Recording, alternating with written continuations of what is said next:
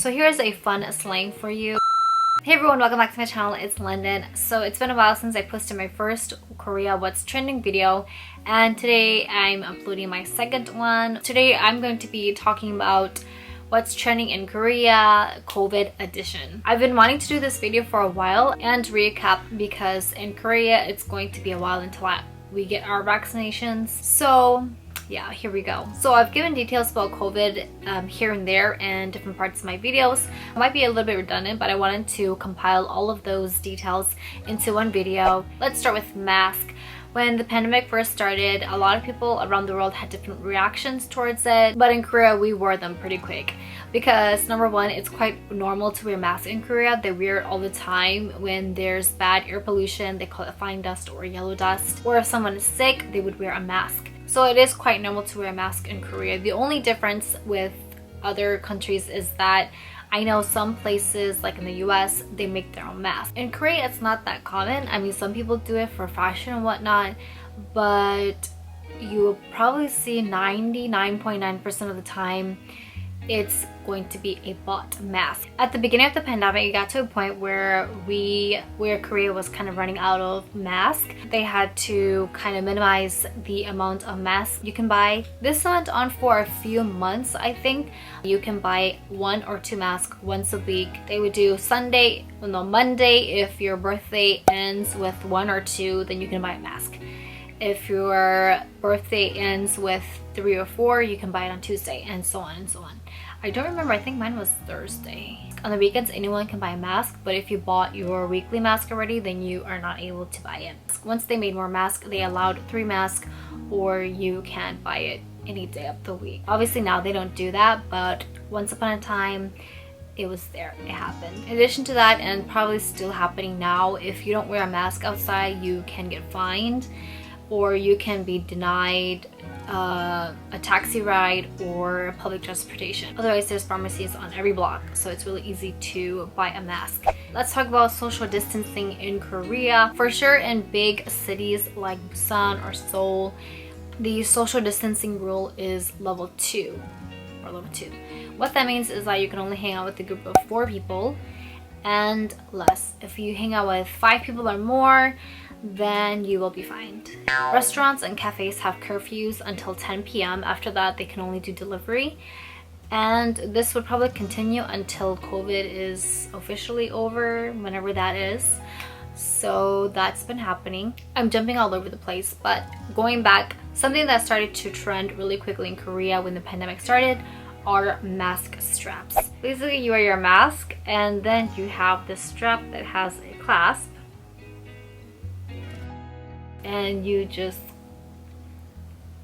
put it like that, and on the other side, and then you have a mask strap that you can easily take off your mask and not have to worry about losing it or putting it on something else, because it will just dangle and keep it there. The only problem with this that I found is that when you're eating, sometimes it dangles too, so food can get on it, food debris or whatever.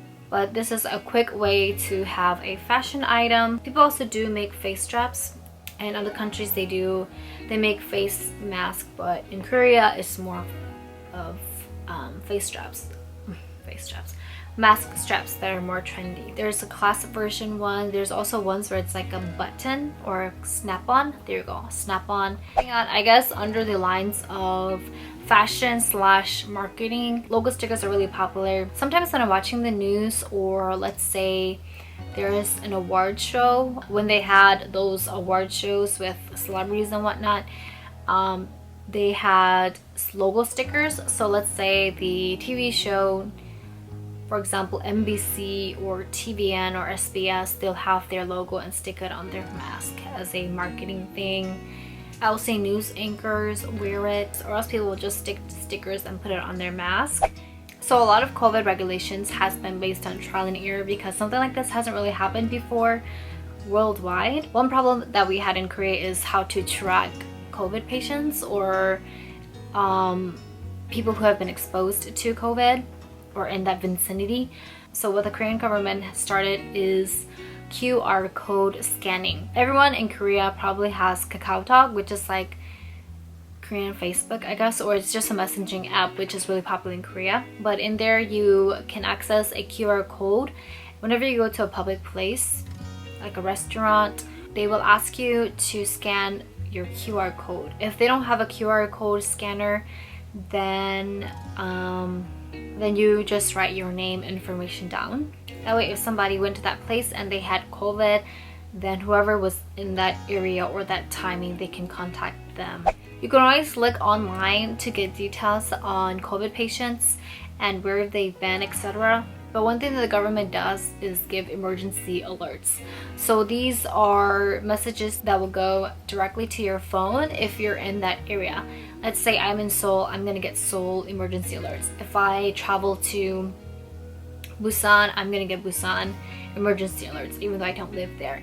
So wherever you are, you will get emergency alerts. And these mostly consist of how many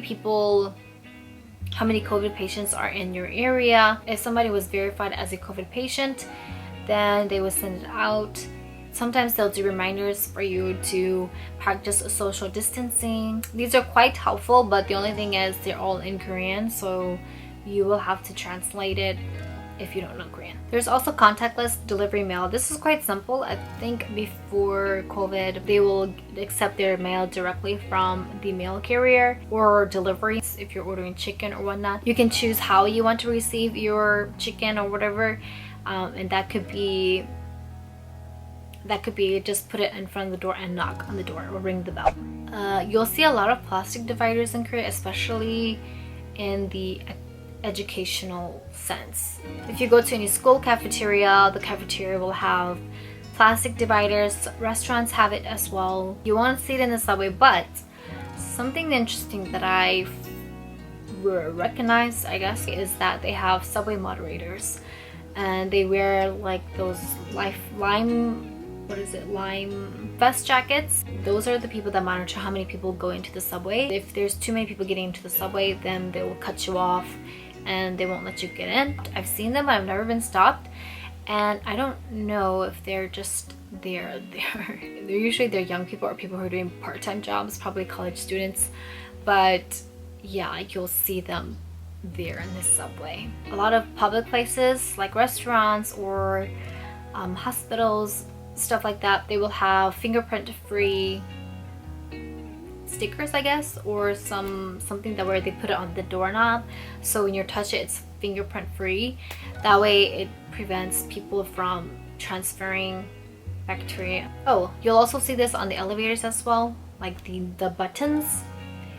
They'll put a sheet of fingerprint free on the elevators, on the elevator buttons. So here's a fun slang for you. I learned from CK's sister. So in Korea, if you have COVID, it's called 확진자, which literally translates to confirmed case.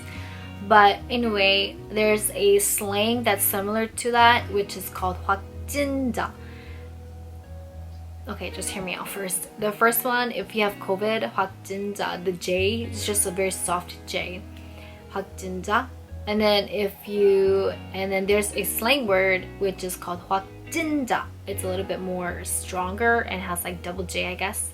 How you would say 부대찌개, 찌개, like it's very harsh and strong. Wait, it's a strong J or double J. 확진자. What that means is that you have gained a lot of fat or a lot of weight because you are at home. So people might say that they're not 확진자, but they're 확진자 because they stay home so much that they've eaten so much and they've gained a lot of weight, which I'm pretty sure a lot of people can relate to, including myself. I don't know how it's like in other countries, but in Korea, if you go vote or you're gonna get tested for COVID, you have to wear plastic gloves. Sometimes if you're waiting very long in line, your hands can get really sweaty too, but you know, can't do anything about it. So just some random information. So that's pretty much it for what's been happening or been trending in Korea in regards to COVID-19. And that will be all for today's video. If you'd like to see more what's trending Korea or Korea what's trending videos, if you'd like to see more Korea what's trending videos, please do like and subscribe down below.